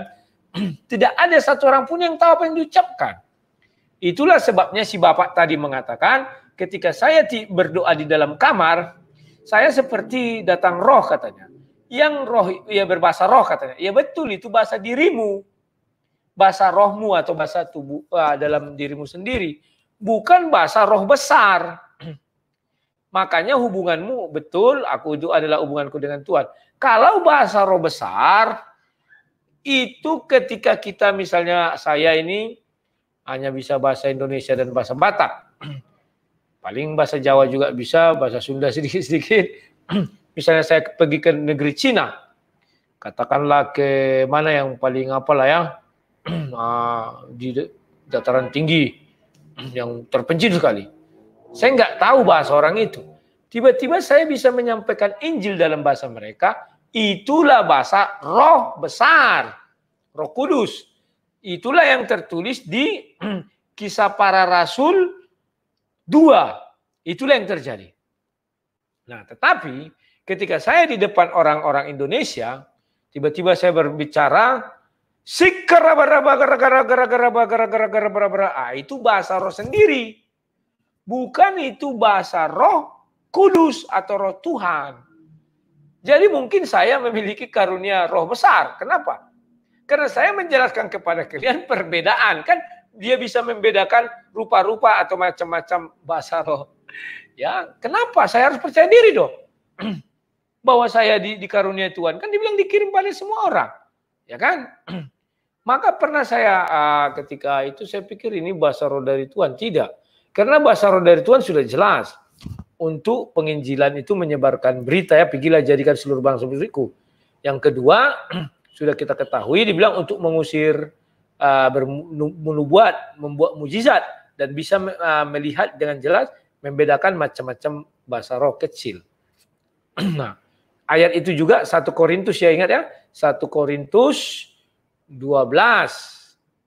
Itu pegangan kita. Ayatnya yang ke-10. Baru dijelaskan lagi, ada orang yang berbahasa roh, rohnya kecil. Itu artinya roh yang dibuat-buat dia sendiri. Roh kecil itu ya kawan-kawan ya. Sekarang sudah mulai jelas ya. Ini enaknya kalau kita sering diskusi, tapi jangan kalian kira diskusi itu langsung hari itu mentok, habis. Tidak. Saya selalu bilang ini saya simpan dulu. Kalau saya masih apa, oke, saat ini asumsimu bisa diterima, besok akan saya cari antitesisnya, kan demikian. Oke. Sekarang blessing, silakan blessing. Blessing. Halo blessing. Kemana dia? Lari. Halo kawan-kawan. Pak Blessing di mana? Ini Kejora sudah, ini sudah. Jadi kawan-kawan, saya minum dulu ya. Tak enak sih kalian lihat-lihat. Makanya kadang saya tutup kan. Cuman kadang saya jengkel. Ketika tutup, halo. Udah saya bilang, bicaralah kalian. Saya tetap dengar. Saya minum dulu. Kawan-kawan, malam ini kita sudah menemukan beberapa hal baru. Ada bapak itu berusaha menyuguhkan hal baru juga. Namun, belum bisa untuk dipertanggungjawabkan. Di mana dikatakan Tuhan 2 kali menciptakan manusia. Yang pertama diciptakan itu di Kejadian 1. Yang kedua diciptakan Adam dan Hawa. Dan demikian. Maka dia beranggapan anaknya ini dan anaknya ini menikah di Kejadian 6. Dan demikian. Tetapi gugurlah karena anaknya ini yang diciptakan di Kejadian 1 digelari anak Allah. Artinya dia berkata bahwa hubungan suami istri mengalahirkan anak Allah. Padahal kan tidak demikian. Anak Allah itu adalah sebutan bagi orang-orang yang beriman, bertakwa kepada Allah. Jangan Allah kita kurangi ya konsumsi kata Allah kepada Tuhannya Abraham, Ishak dan Yakub. Nah, oke, itu hal yang baru disuguhkan Bapak itu. Cuman tadi harusnya diskusi yang menarik. Cuman karena Bapak itu suka ketawa kayak mau melecehkan atau apa dan cengengesan, jadi saya cut dulu aja. Hal yang menarik kedua adalah mengenai roh. Ternyata di dalam diri manusia ada 2 roh. Roh kecil itu roh diri sendiri atau diri manusia itu pribadi yang diciptakan oleh Tuhan itu di Zakaria berapa tadi? 12 ayat 1. Ya kan? Kalau salah nanti kita cari ya. Setelah itu ada roh besar. Itu adalah roh Tuhan atau roh kudus kalau sekarang ya. Itu hal baru. Maka dari situ kita singkapkan tadi hal baru lagi. Apa hal barunya? Bahwa ternyata mengapa umur manusia tidak ada yang sampai 1000 tahun dan mengapa kerajaan iblis pun tidak sampai 1000 tahun. Sampai 1000 tahun tidak lebih, 1001 tidak. Karena hukuman itu diberikan pada hari engkau memakannya. Jadi 1 hari saja. 1 hari bagi Tuhan sama dengan 1000 tahun manusia. Ya kawan-kawannya, itulah sebabnya tidak ada umur manusia lebih dari hukuman atas dosa itu sendiri. Demikian juga kerajaan dosa. Ya kan, kerajaan 1000 tahun. Juga tidak bisa melebihi 1 harinya Tuhan. Oke kawan-kawan. Dan yang terakhir, kita ada masukan tadi, bahwa masih mengenai roh. Sudah saya jelaskan apa makna roh besar, apa makna roh kecil, dan apa gunanya roh besar. Itu merujuk kepada Kisah Para Rasul 2 dan 1 Korintus 12 ayat 10, itulah rahasianya. Maka kita sekarang sudah paham bahwa sikar raba-raba kuraba-raba itu bukan roh besar atau roh kudus. Karena dia tidak digunakan untuk bermujizat, bernubuat, atau untuk mengabarkan Injil, tetapi lebih kepada untuk diri sendiri, karena nggak ada yang tahu, hanya dia saja ya. Oke kawan-kawan, ini sudah ada yang masuk, Arianto Ari, silakan Arianto Ari. Halo. Malam Pak Rudi. Malam Pak Rudi. Malam Pak Rudi. Silakan langsung ya. Ya, ini saya tertarik juga nih dengan Pak Rudi nih. Tunggu dulu. Saya mau berbagi aja. Sebentar. Jangan tertarik kepada saya loh, nanti jadi jeruk makan jeruk. Bukan pembahasan Oke, firman Tuhan, Pak. Lanjut. Jadi Kita sharing saja, Pak. Jadi Ya, berbagi, Pak. Minta tolong Pak Rudi bukain di Lukas pasal 10, Pak. Sabar ya. Lukas pasal 10. Ayat 23, 24, Pak. 23. Oke, Bapak yang baca atau saya? Bapak Rudi aja deh.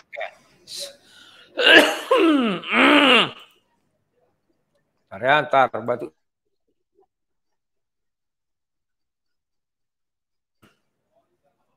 Saya bacakannya. Sesudah itu berpalinglah Yesus kepada murid-muridnya tersendiri dan berkata, berbahagialah mata yang melihat apa yang kamu lihat. Karena aku berkata kepadamu, banyak nabi dan raja ingin melihat apa yang kamu lihat, tetapi tidak melihatnya. Dan ingin mendengar apa yang kamu dengar, tetapi tidak mendengarnya. Itu kira-kira, Pak. Ya, ini udah digenapin dalam diri Pak Rudi. Bersyukurlah, Pak. Jadi bahasanya seperti itu bagi saya. Jadi ayat ini sudah digenapi dalam Pak Rudi. Jadi pengertian saya di dalam Lukas 14, Pak. Coba tolong dibuka, Pak. Lukas 14 ya. Ntar, Pak. Wah, berarti bahagia kali saya, Pak. Jadi terharu. 14 terus ayat? Ya, bersyukur. Ya. Ayat 33, Pak. 33. Ntar, Pak ya. Ini. Oke, saya baca. Demikian pula lah tiap-tiap orang di antara kamu yang tidak melepaskan dirinya dari segala miliknya tidak dapat menjadi muridku. Benar, Pak Rudi. Coba sekarang Yohanes 12, Pak. Yohanes 12. Sebentar ya, Yohanes 12. Yohanes 12 ayat berapa, Pak? 26, Pak. 26. Tar. Nah ini. Barang siapa melayani aku, ia harus mengikut aku. Dan di mana aku berada, di situ pun pelayanku akan berada. Barang siapa melayani aku, ia akan dihormati Bapa. Betul, Pak. Inilah Roh Kudus yang mengajar Pak Rudi. Roh Kudus yang mengajar orang-orang yang menuntun mereka mengenal pribadi Tuhan. Jadi bukan melalui asumsi, bukan melalui prediksi ataupun tafsiran, karena firman Tuhan itu tidak bisa ditafsir, tidak boleh kita tafsir. Jadi biarlah Roh Kudus yang pimpin kita untuk mengenal firman itu hidup di dalam kebenaran. Jadi ayat yang tadi di dalam Lukas 14 ayat 33, kalau seseorang, siapapun orang itu, yang disebut orang percaya, tanpa melepaskan dirinya dari segala menjadi miliknya itu, tidak akan menjadi murid Tuhan. Artinya, orang yang melayani Tuhan itu harus ikut Yesus. Perhatikan pasal 12, Yohanes ayat 12, pasal 12 ayat 26 tadi, harus, Pak. Jadi harus ikut aku. Jadi pengertian harus ikut aku, Bapak buka di Lukas pasal 9,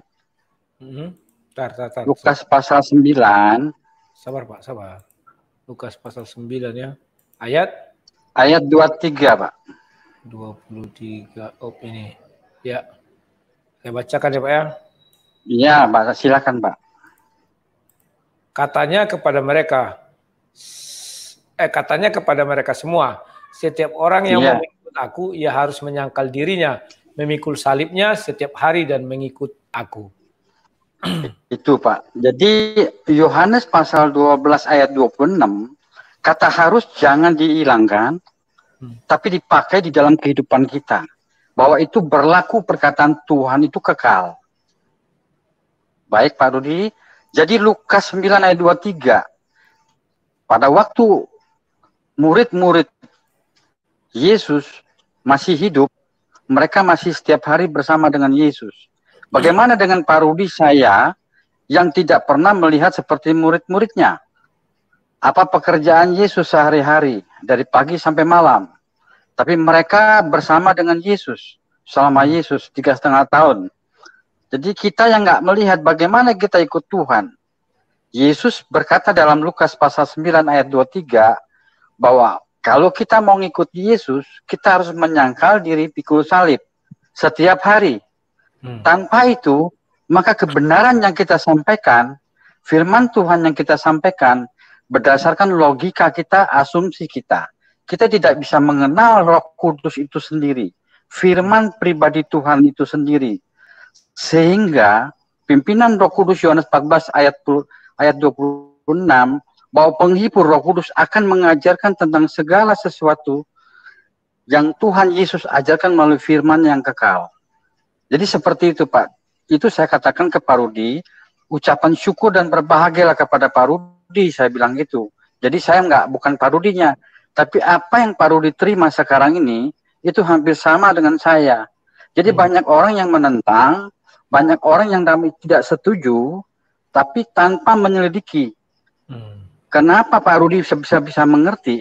Kenapa saya bisa mengerti? Tapi mereka yang namanya sekolah teologi pun, bahkan yang punya gelar pendeta pun, mereka tidak mengerti, mereka paham kebenaran itu sendiri. Karena tidak berdiri di atas berdasarkan firman Allah. Buka Pak, maaf Pak Rudi, Yohanes 8 ayat 31 Pak. Sebentar. Yohanes 8 ayat 31 Pak. Ayat 31. 31 32 ya. Bentar ya. Sebentar. 31. Maka katanya kepada orang-orang Yahudi yang percaya kepadanya, jikalau kamu tetap dalam firman-Ku, kamu benar-benar adalah murid-Ku, dan kamu akan mengetahui kebenaran, dan kebenaran itu akan memerdekakan kamu. Nah, banyak orang nggak paham mengenai ayat ini, Pak. Mereka tidak tetap dalam firman, Pak. Jadi yang satu duniawi, yang satu tanda petik secara fisik, mereka secara lahiriah rohani. Nggak ada gunanya, Pak. Seorang hamba nggak bisa mengabdi kepada dua Tuhan. Maka saya katakan, berbahagialah Pak Rudi. Saya sudah berapa kali lihat channel Pak Rudi. Saya termotivasi untuk bicara dengan Pak Rudi. Maka berdirilah teguh, pesan saya, berdirilah teguh di dalam kebenaran, tegakkan kebenaran, sampaikan kebenaran tanpa memikirkan resiko apapun yang terjadi kepada kita. Ingatlah bahwa firman Tuhan itu harus diberitakan. Bukan dengan pakai asumsi seperti mereka-mereka yang mendengarkan acara channel ini. Jadi ini hanya masukan saja, sharing saja Pak Rudi. Jadi ibarat katanya saya suka gitu Pak. Jadi di channel ini saya suka. Makanya saya mau coba masuk dan saya mau berbagi aja Pak. Jadi apa yang Pak Rudi sampaikan itu adalah orang-orang yang hanya diberikan nama Tuhan Yesus. Coba buka lagi Pak. Buka lagi Pak. Lukas pasal yang ke-10. Bentar, sabar. Lukas pasal ayat 23 tadi kan 22-nya Pak. Ya, 23 ya. Lukas pasal ya, ada ayat dua-duanya Pak. Ya. Saya baca Pak ya.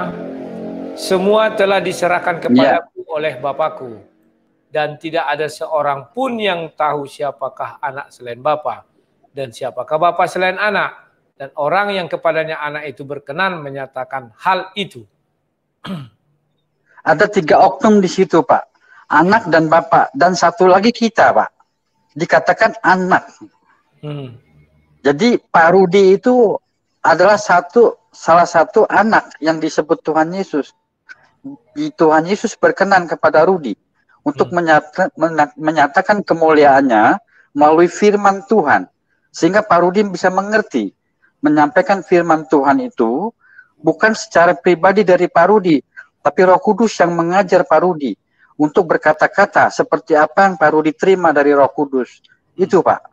Jadi nggak semua orang bisa mengerti firman Tuhan, karena Paulus sudah berkata di dalam 1 Korintus pasal 2 ayat 14 dan 15, hal itu kebodohan bagi duniawi, Pak. Jadi orang-orang yang masih hidup di duniawi, sekalipun mereka berbicara firman Tuhan, mereka tidak bisa menerima firman itu, Pak. Itulah yang disebut Tuhan Yesus benih yang jatuh di semak duri, Pak. Benih yang jatuh di tanah, Pak, di jalan, Pak. Bukan di benih di tanah, jatuh yang di tanah yang subur. Jadi bahasanya seperti itu, Pak. Benih itu bertumbuh, Pak, di tanah yang subur. Itulah yang Tuhan Yesus mau, Pak. Yang saya alami sama seperti Pak Rudi. Mungkin nggak semua orang bisa mengerti pemahaman seperti itu. Tapi kita sadar, kita harus bijak, kita harus dewasa. Kita sikapin mereka, Pak. Tanpa harus lepas dari penguasaan diri kita. Karena itu salah satu buah roh yang terakhir. Oke, Pak Rudi, saya cuma sharing aja, Pak, berbagi, Pak. Lanjutkan terus, Pak, tanpa berhenti, Pak. Tuhan Yesus memberkati ya, Pak. Ya, Pak. Pak Arianto. Shalom, Pak. Shalom. Mati dulu.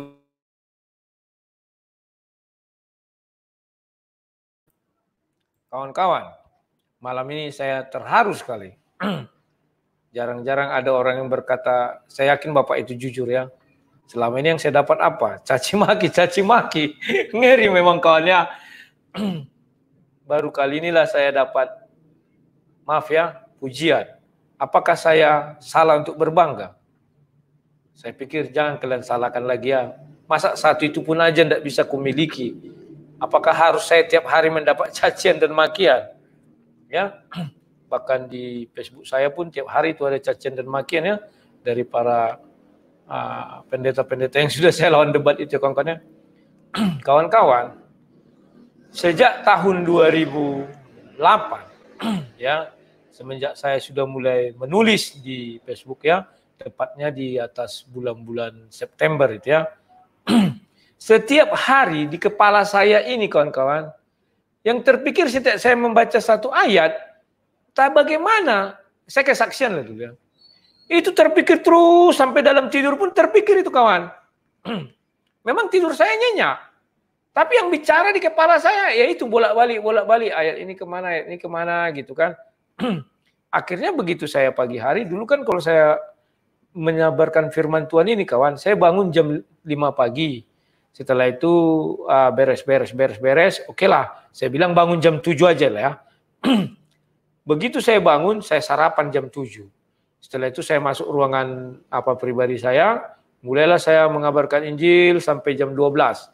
Makan lagi, setelah itu saya mengabarkan lagi sampai jam 6. Makan lagi, setelah itu sampai jam 2 subuh. Itulah saya lakukan hampir 3 tahun, dari 2008 sampai 2011. Sehingga umat Simsalabim, kalau bisa jangan sampai saya menulis itulah. Jadi 1 bulan mungkin Facebook saya mau 2 atau 3 ya, dibom terus, dirudal terus. Tapi saya pantang menyerah. Mungkin kalian mengatakan saya sok hebat, bukan. Memang ada sisi hidup saya yang rusak saat itu. Tapi kerusakan ini tidak saya rusaki lagi. Maaf ya kawan-kawan, saya bukan sok-sokan, saya tidak merokok, tidak minum alkohol, tidak main judi, tidak apalagi namanya itu narkoba, sedikit pun tidak ya kawan-kawan ya. Sisi hidup saya sudah hancur satu. Saya tidak ingin semua sisi hidup saya hancur.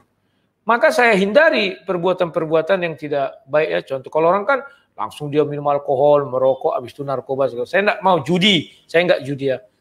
Jadi tapi saya dalam mengapa itu memang saya berdosa, saya akui. Sama semua orang pernah saya katakan, saya berdosa di Facebook saya katakan.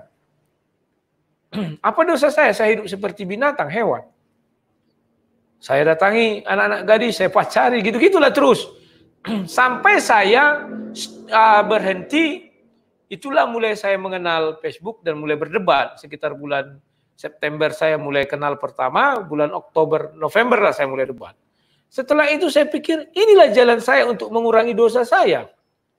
Jadi saya buat sebuah ruangan, di situ saya siapkan makanan, lengkap lah, ada kulkasnya, ada meja, ada nanti kapan waktu saya tunjukkan fotonya. Kalau kalian searching di internet ada itu ruangan saya itu ya. Rudi pakai Rudi Yohanes Tagalung. Setelah itu saya buat kayak apa namanya itu kursi sofa itu ya. Apa namanya itu kursi bisa tiduran ya. Jadi diluruskan dia tidur, tempat tidur diginikan jadi kursi. Nah, waktu itu Tuhan memelihara saya dengan materi. Iblis berusaha menekan saya kan, tapi nggak bisa. Jadi saya buatlah itu kan, semenjak itu saya hanya di ruangan itu, hanya keluar untuk makan. Sehingga saya bisa mengurangi dosa-dosa saya. Dosa yang dulu saya lakukan sebelum kembali kepada Bible, memang banyak ya kawan-kawannya. Ada orang harus di gereja dia, saya nggak berdebat. Dengan berdebat, waktu saya banyak di depan komputer. Itulah sebabnya asam lambung ini sesudah tua jadi kambuh. Ya kawan-kawan ya. Jadi saya berdebat di depan komputer ini. Setelah itu saya tidak ingat lagi tuh di luar-luar itu. Tetapi waktu itu belum pulih. Masih mau melakukan kebodohan itu sebulan 2 kali. Nah, kan ini. Karena memang saya manusia biasa, ada namanya kebutuhan biologis. Tapi saya tidak pernah melonte, kawan-kawan, melacur tak pernah, hanya pacari anak-anak gadis-gadis gitu kan, tak apa-apa lah itu ya. Itulah sisa hidup saya. Tahun 2009 saya mulai kurangi sebulan sekali. Tahun 2010 Bu, saya mulai buat pengumuman di Facebook, saya mencari istri. Karena kemarin saya buka kan ayat itu 1 Korintus 7-nya itu, daripada tubuhmu hangus terbakar dosa, semenjak saya baca ayat itu, lebih baik kamu menikah, kata Rasul Paulus. Saya buat pengumuman bahwa saya mau menikah tahun 2011. Kan demikian. Ternyata ada waktu itu orang Sukabumi dari Jerman, dia mau. Tetapi dia minta 2012. Saya bilang saya nggak bisa menunggu selama itu.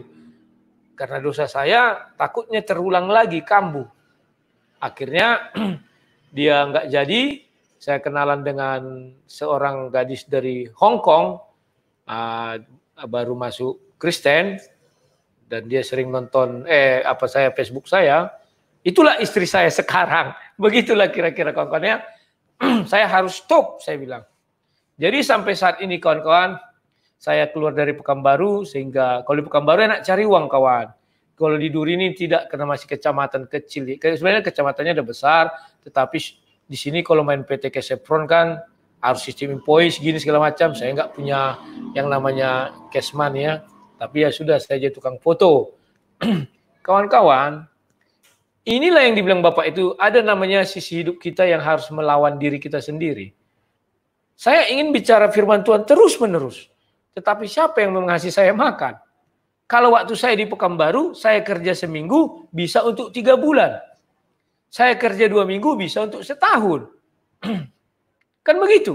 Kalau di sini, saya kerja hari Sabtu untuk 1 minggu. Sabtu lagi kerja kan memoto. Untuk 1 minggu, begitulah terus-terus kawan. Jadi mau tidak mau saya harus mencari kehidupan saya. Sehingga seperti ini sering saya tinggalkan. Ya kan? Tetapi setelah waktu itu saya sudah hampir bangkrut bulan Agustus 2019. Saya lihat kenapa saya tidak coba YouTube. Dulu saya idealiskan, tidak mau gini. Akhirnya saya coba YouTube. Inilah sekarang yang kalian saksikan. Kawan-kawan, saya mohon maaf kepada kalian, saya manusia biasa. Saya butuh uang, saya bilang. Tetapi saya tidak cinta uang. Kayak Bapak itu bilang tadi, saya dimerdekakan Yesus, itulah enaknya. Andai kata saya cinta uang atau saya tertekan, orang akan banyak memberi syarat sama saya. Oke, saya biayai kamu. Kayak Bapak kemarin dari New York itu kan. Tetapi kamu tidak boleh A, B, C. Kan demikian. Artinya saya tidak merdeka. Padahal sudah Bapak itu baca tadi, kita dimerdekakan oleh Yesus. Ya kawan-kawan. Sudah dimerdekakan. Kenapa harus ada penindasan? Itu penindasan kawan. Saya kasih kamu, tetapi kamu harus A, B, C, D. Artinya ya kamu nggak boleh ke sini, nggak boleh ke sini, nggak boleh ke sini. Ya, itu sudah saya alami waktu saya pindah ke Duri nih kawan. Saya mulai beribadah.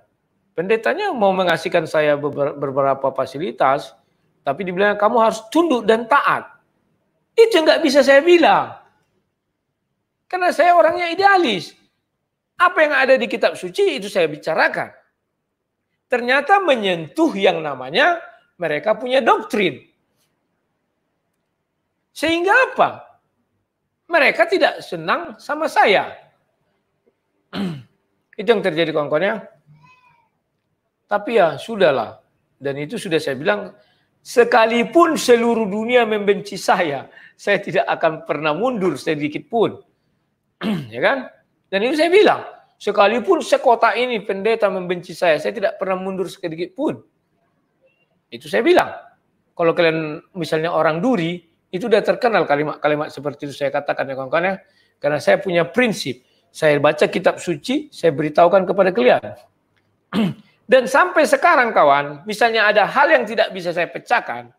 Contohnya kemarin mengenai roh itu, Ketika saya tidur di sini berdiskusi dia. Saya nggak tahu siapa yang berdiskusi. Saya tidur.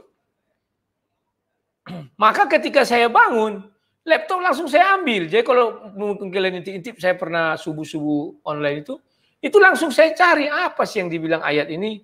Tapi terlebih dahulu kita harus berdoa kawan-kawan ya, minta bimbingan Roh Kudus. Tetapi ketika saya menemukan, saya florkan kepada seluruh orang, orang bilang saya ngawur. Orang bilang saya sesat, ini segala macam.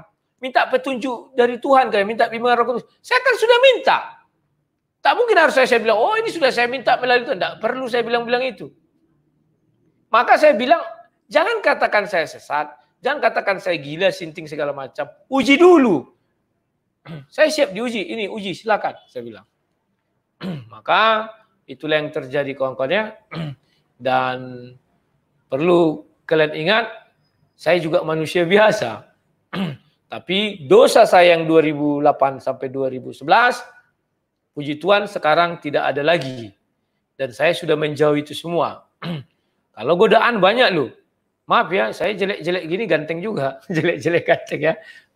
Dan anak-anak gadis masih banyak yang suka. Tetapi sudah saya punya istri dan anak, saya tekadkan, saya tidak mau lagi kembali ke jalan itu. Itulah sebabnya kawan-kawan, saya jujur-jujur aja. Kalau kalian lihat di saku saya nih kawan, saya tidak pernah membuat uang lebih dari 100.000 kawan. Nah inilah saya tunjukkan lah ya. Ini aja uang di sini. Nah, ini kalian bisa lihat. Nah, dompet ini ya. Ini dompet saya. Tahu kalian kenapa saya lakukan itu kawan? Karena uang ini membuat jahatnya gampang kawan. Kalau ada uang kita, misalnya di sini ada 500.000. Tiba-tiba kita lewat, kita lihat gini, oh message. Misalnya kan, iseng-iseng, pegal-pegal. Nggak tahu kita bawa message yang kita masuk itu, sudah pakai celana pendek. Ya kan? Oh, berapa mbak? Ada uang. Tergiur. Maaf ya kawan-kawan, kita bicara belak-belakan aja. Kesaksian saya. Waktu saya di Pekanbaru, kerja sehari untuk makan 3 bulan. Uang artinya banyak. Itu yang membuat saya hancur. Maka dari sekarang ini, saya tidak pernah lebih uang di saku saya lebih dari 100. Tak pernah itu. Tujuannya apa? Ini hanya jaga-jaga. Siapa tahu ketika saya naik motor habis bensin. Pernah saya nggak ada isikan. Jadi mati motor. Saya tinggalkan KTP kawan. Pernah itu. Nah itulah. ATM isinya nggak ada. Kalau sekarang ya puji Tuhan. Ada bantuan dari kawan-kawan. Sehingga saya bisa menghidupi keluarga saya sedikit. Saya jujur aja sama kalian kawan, coba lihat viewer saya. Itu sudah turun drastis karena saya tidak mau lagi bicara tentang simsalabim. Kecuali berdebat. Orang Kristen tidak tertarik kayak gini kawan. Dia lebih tertarik saya bicara sama simsalabim terus. Tapi apa? Saya racuni otak kalian. Saya lebih mengabarkan Al-Quran daripada Bible kepada kalian. Kamu bodoh. Bodoh saya maksud saya. Sementara rahasia di dalam Bible itu masih banyak. Dan saya akan coba setiap minggu saya bukakan, setiap hari kalau bisa. Cuman kalian harus bantu. Semakin banyak kita berdiskusi, akan banyak yang hal-hal baru bisa kita singkapkan. Tenang aja kalian bilang gini-gini, saya akan catat itu. Loh, kalau lihat saya gini-gini kan mengerti itu mencatat. Ya kan? Setelah itu saya cari jawabannya, baru saya telurkan kepada kalian. Ya kawan-kawan? Itulah yang bisa saya gambarkan kepada kalian. Jadi kalau dari segi per-YouTubean saya sudah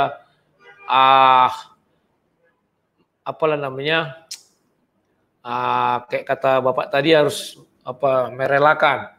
Sekarang saya kan turun drastis itu. Viewers banyak tetapi subscriber banyak tapi viewernya turun. Paling sekarang yang nonton sekian, kalau saya buka malu ya, paling 20.000, 30.000 sehari. Paling banyak itu kawan. Dan kalau dibilang dari segi materi, berapa sih dapatnya itu ya? Kalian tahulah orang-orang yang sering itu. Itu belum tentu sesuai fakta. Karena pernah saya yang nonton 80.000, dapatnya cuma $20. Harusnya kan normalnya 40 sampai 45 kan gitu. Karena banyak yang men-skip iklan. Ya kawan-kawan, saya juga manusia, tapi ya saya berdoa agar saya tidak jatuh. jatuhnya kayak mana? Misalnya saya tidak bisa lagi menafkahi hidup saya, tentu saya akan berpikir lebih banyak bekerja daripada mengabarkan Injil. Sehingga isi kepala saya ini sayang. Ya kawan-kawan ya, saya bukan sok-sokan. Setiap malam, ini tadi kayak kemarin ada mengenai Yudas itu ya, masih maaf ya, saya buka dikit. Itu di kepala saya berdiskusi dia. Maka pagi hari saya cari.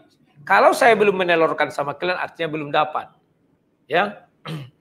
Nah, itulah yang bisa saya beri kesaksian kepada kalian. Satu hari nanti seperti permintaan kawan tadi, Bang bukalah kesaksiannya. Saya akan buka. Tetapi saya tahu resikonya adalah saya jadi bahan olok-olokan kalian. Dan itu terbiasa itu dalam pergaulannya. Saya punya teman, saya cerita masalah saya sama dia, ketika kami berkelahi, itu jadi bumerang sama saya. Dia akan mengolok-olok saya. Kan demikian. Dan ketika saya bicara begini, saya tidak hanya di hadapan orang Kristen, tetapi di hadapan orang Muslim juga. Orang mendengar ini. Dan ya sudah pasti, mereka akan membuat atau memotong-motong videonya nanti. Bilang, wah ternyata si Rudi begini brengsek, si Rudi begini ya. Jadi mohon dimengerti kawan, pelan-pelan ya. Oke, kawan-kawan, karena waktunya sudah 1 jam 46 dan saya harus masih menjaga kesehatannya, dikit lagi nih batuknya ya. Saya ucapkan sekian dulu, kita jumpa, saya usahakan kayak Bapak itu bilang, setiap hari. Meskipun saya perut sakit, meriang atau apa, tidak jadi halangan bagi saya. Terkadang saya ketawa untuk menutupi sakitnya badan ini ya. Tapi ya puji Tuhan lah, sudah ada beberapa penyakit yang berkurang, tinggal ini aja lagi ya, batuknya sama asam lambung biasa itu. Kalau kita pantangannya kita sentuh, belum sembuh kali kambuh dia. Ya kawan-kawannya, kalau gula belum saya cek, nanti tunggu habis obatnya baru saya cek lagi. Oke kawan-kawan, sekian dan terima kasih. Salam sang debater, kita jumpa esok hari.